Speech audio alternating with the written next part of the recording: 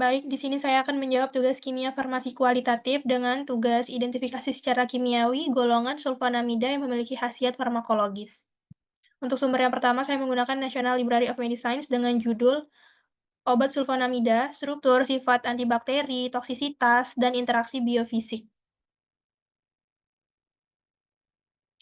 Pada jurnal ini menjelaskan bahwa sulfonamida atau SN atau disebut juga dengan sulfanilamid itu merupakan kelas penting obat antimikroba sintesis yang secara farmakologisnya itu digunakan sebagai spektrum luas untuk pengobatan infeksi bakteri pada manusia dan hewan.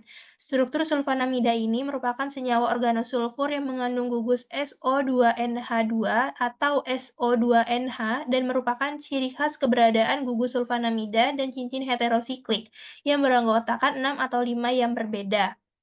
Di jurnal ini juga menjelaskan bahwa obat turunan sulfonamida yang dikembangkan hingga saat ini meliputi sulfametazin, sulfadiazin, sulfamethoxazole, sulfasalazin, sulfisoxazole, sulfamerazin, sulfadimethoxin, sulfafurazol, dan sulfanilamid yang merupakan agen antibakteri atau sulfonamida. Untuk struktur dari sulfonamida ini yaitu sebagai berikut. Ini merupakan struktur dari sulfonamida di mana mengandung SO2NH atau SO2NH.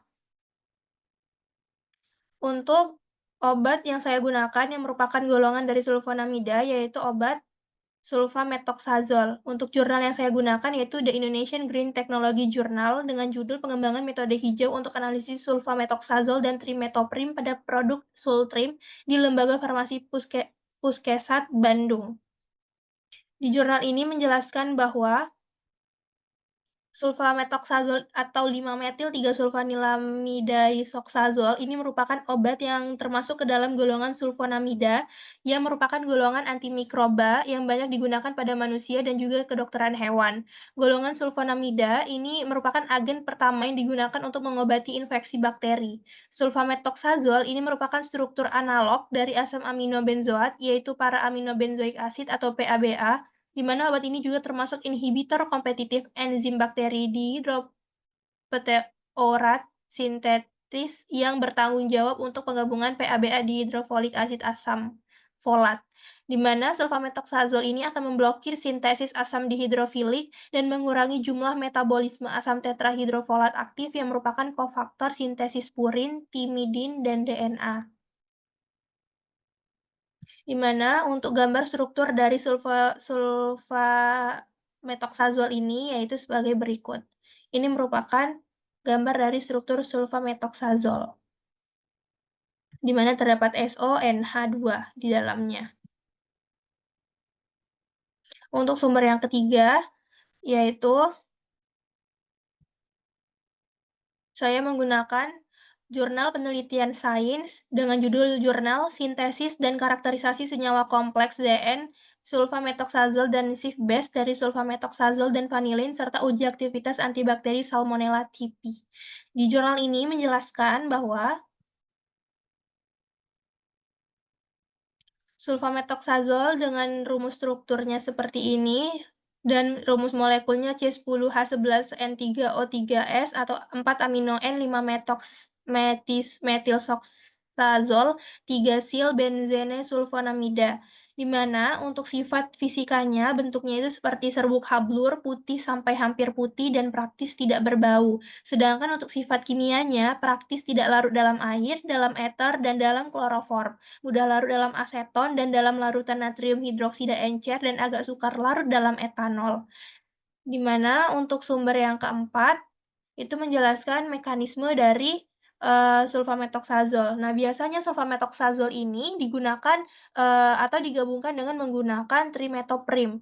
Hal ini dijelaskan pada sumber saya yang keempat, yaitu dengan menggunakan National Library of Medicine dengan judul buku Trimetoprim Sulfamethoxazole. Di sini dijelaskan bahwa sulfamethoxazole ini merupakan sulfonamida atau kelas obat antimikroba yang bekerja langsung pada sintesis folat di dalam organisme mikroba, misalnya ini bakteri. Sulfamethoxazole ini mencapai hal secara langsung sebagai pesaing asam P-aminobenzoat selama sintesis dihidrofolat melalui penghambatan sintes dihidropeterat trimetoprim, di mana trimetoprim ini merupakan pesaing langsung enzim dihidrofolat reduktase yang mengakibatkan penghambatannya yang menghentikan produksi tetrahidrofolat menjadi bentuk folat yang asli yang aktifnya.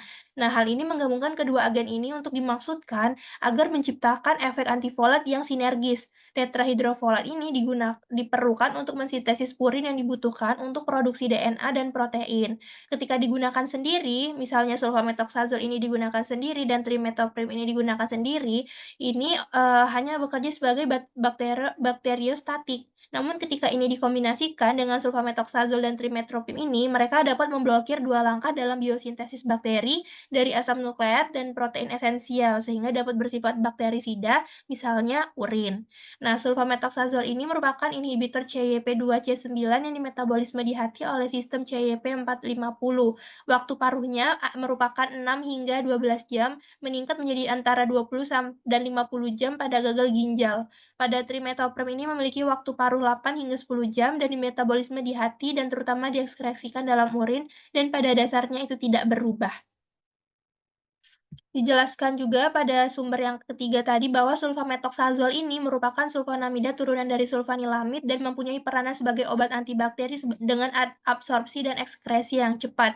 Dengan sulfamethoxazole mempunyai spektrum antibakteri yang luas dan bersifat bakteriostatik, obat ini sering digunakan pada pasien dengan infeksi saluran cerna, infeksi saluran pernafasan, saluran kemih, dan infeksi sistemik lainnya dalam bentuk kombinasinya dengan trimethoprim.